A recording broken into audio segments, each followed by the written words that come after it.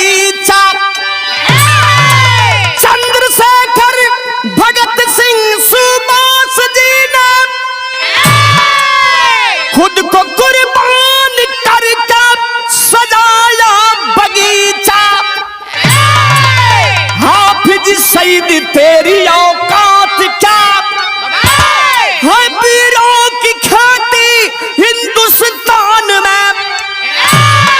अगर छूट मिल जाए सरकार से, अरे घुसकर मारेंगे तुझको पाकिस्तान में।